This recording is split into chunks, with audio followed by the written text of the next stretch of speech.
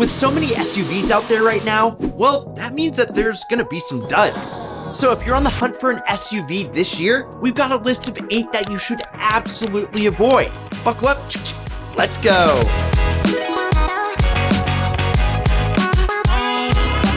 Now, the first vehicle on our list is actually 2, the Chevy Equinox and the GMC Terrain. Though these 2 rigs are essentially the same underneath, they share more than just a family resemblance. They share a past peppered with issues. The 1.5-liter turbo 4 that these SUVs use is about as smooth and refined as a bucket of rusty nails.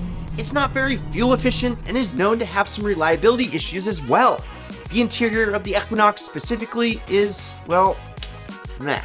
And certainly, the GMC's is better as it serves as the higher end version of this platform, but aside from that and some tech differences, they both are simply underwhelming. Just about the only redeeming thing of these 2 vehicles is their stiff and responsive chassis, but even then, it's known to be too stiff for the bumps.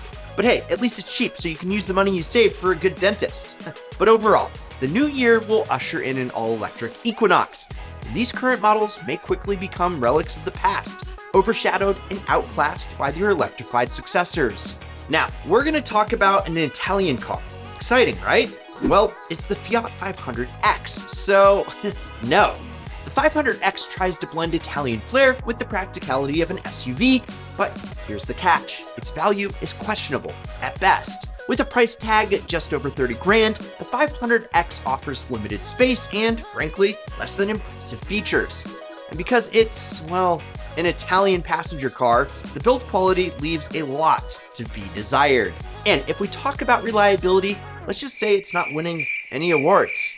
Post-warranty, this model has shown more than its fair share of issues, making it a risky bet for the long haul. There are just so many better options out there at or below the price point that the only thing you're really paying for is that Fiat badge. And I don't know, because, well, it's really just a Jeep Renegade in Italian drag, and that car has the exact same quality and refinement issues. The 1.3-liter, 177 horsepower 4-cylinder is sadly a letdown. It isn't refined, very smooth, or even super reliable for the fact. Even though they fill completely different roles for Fiat, something like the 500 Abarth's 1.4-liter engine has way more character and would be a better fit for the 500X, which is an all-wheel drive utility vehicle. Okay, let's move on to something bigger, but not necessarily better, although it is insanely expensive. Of course, I'm talking about the Jeep Wagoneer. This bruiser of a vehicle has such a crazy price relative to what you get that you'd be better off burying your $70,000 in the ground where you could at least find it again one day. The Wagoneer, and especially the Grand Wagoneer, which can cost over $100,000, screams luxury and size, but they also whisper something else. Inefficiency. In an era where fuel economy is key, these gas guzzlers fall behind. And yes, while they offer an opulent experience, the sky-high price tag and fuel costs might just be too rich for most buyers' blood. And how could we forget the iconically terrible Jeep reliability? I don't mean to piss off any Jeep guys here, but this is a brand new vehicle that has already gotten tons of reports of electronic and build quality complaints. You see, the Wagoneers certainly have their place in people's hearts though, considering the history of this model. And though there are definitely better SUVs, there are worse ones too. It's just tough to justify spending almost 100 G's on a Jeep. The MercedesGLE, a symbol of luxury, but with luxury comes a hefty price, not just in buying, but in maintenance as well.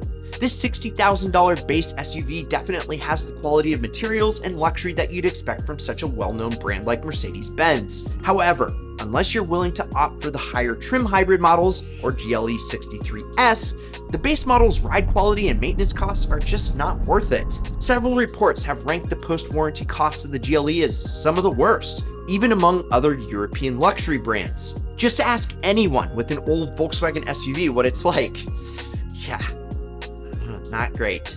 In the burgeoning market of luxury SUVs, where you can get more bang for your buck, the GLE, it just struggles. Its high cost of ownership, coupled with stiff competition for more economical luxury models, places it in a tough spot for this year. If you can swing the money though, get the highest trim level with the V8 or just buy something else. It'll probably cost you less in the long run. Okay, it hurts me to put this next vehicle on the list, but I just had to. It's the new Toyota 4Runner. And I can respect Toyota's attitude of don't fix it if it ain't broke towards the 4Runner and its lack of updates. But guys, I gotta say, the 4-liter V6 and 5-speed, yes, 5-speed automatic transmission is just getting old. The interior has looked the same since like the early 2000s, and the only thing they really did for 2024 was add a new paint color for the TRD Pro version, which costs over $50,000 altogether. But most importantly, the 4Runner is likely going out of production for a while unless they bring it back with a hybrid, and it just doesn't make sense to pay $41,000 for a base in 2024 when you can get an older TRD spec rig for much less. RIP to the 4Runner. Now, the Land Rover Range Rover, yeah, it is a classic, a symbol of status and luxury, but let's be very frank, no matter how much money it got, it is hard to justify buying a brand new Range Rover in general. There is perhaps no other brand on earth other than, I don't know, Tata, that has a worse reputation for reliability over time. And now, the several trim options for the Range Rover all cost more than 100 grand without options. And guys, don't get me wrong, it has some cool drivetrain configurations, nice materials, and comfy suspension among the trim levels. But those maintenance costs, especially for something British, are just ridiculous. And by the time you've spent a cool 10 grand on repairs, there's already gonna be a newer, more efficient and faster Range Rover on the market. Not to mention, at this price and small market size, the depreciation curve will start looking more like a cliff. If I had over $100,000 to spend on a high-end SUV, which I don't, I would just buy an X5M or a Macan GTS with all the options. Wow, I mean, who would have thought a Jeep would make this list twice? Well, I could have guessed, but that's not the point. With the new Jeep Compass, you are paying around 40 grand for an optioned out SUV that used to be priced in the low 20s. And why are you paying so much more? Well, cool leather seats and a turbocharged engine. Yep, there's really not much more to this newest version that sparks the interest of SUV buyers. People look to Jeep for off-road prowess, cool styling, and character. And I think that's where the Compass and also the Wrangler has really gone wrong. Neither have class-leading off-road performance, and they have both tried to become more luxurious, which only drives the MSRP higher and higher with every generation.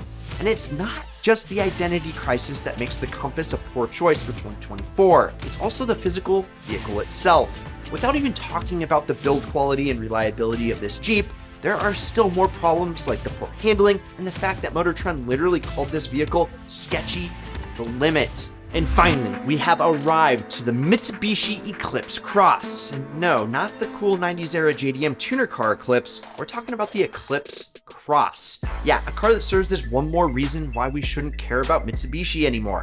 Look, the death of the old Eclipse and the Evo caused so many people to divert their eyes away from this brand, and they haven't done much to restore interest. Now, the new Eclipse Cross SUV is unfortunately more of the same disappointment, and I'm not here to harp on safety tests. I mean, I haven't even mentioned it yet in this video, but I have to with this car because it's one of the worst ratings in its class for the 2024 model year.